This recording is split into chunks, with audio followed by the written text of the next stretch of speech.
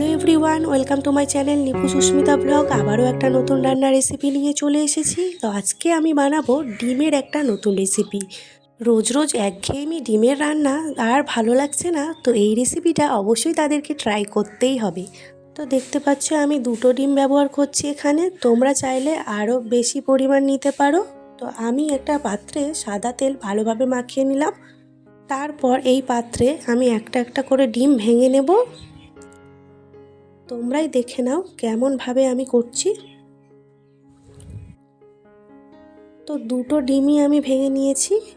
তো এর মধ্যে আমি এবার দিয়ে দেব পরিমাণ মতো লবণ, পরিমাণ মতো গোলমরিচ গুঁড়ো আর অল্প পরিমাণে একটু হলুদ।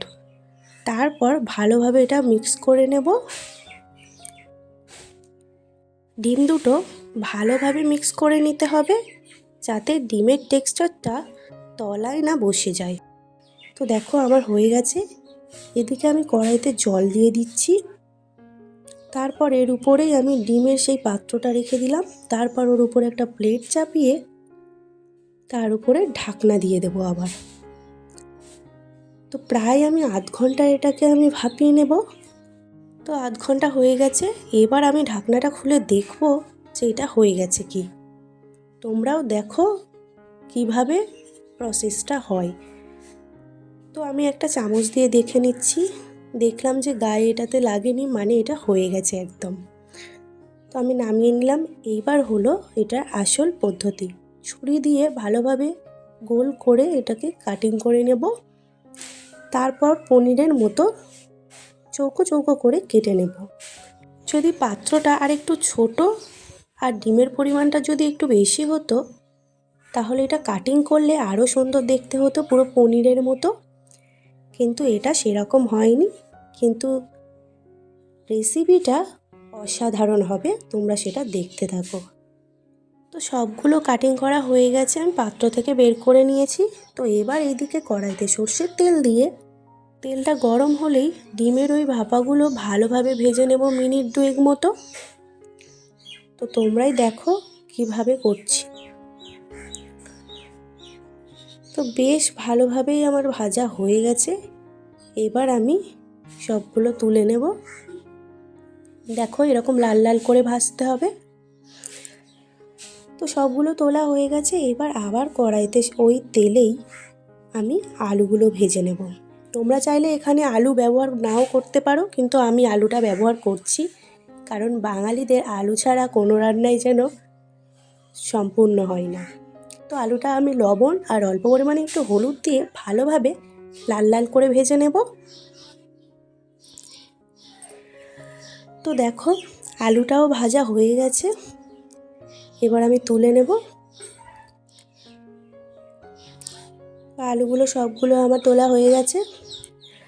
তো আবার ওই কড়াইতে সর্ষের তেল দিয়ে ফোড়নে দেব আমি একটু গোটা জিরে, একটু গোটা গরম মশলা, দুটো শুকনো লঙ্কা, ব্যাস। তারপর একটু খুন্তি দিয়ে নাড়াচাড়া করেই দিয়ে দেব পেঁয়াজ কুচি। তো পেঁয়াজটাকে একটু ভালোভাবে ভেজে নেব।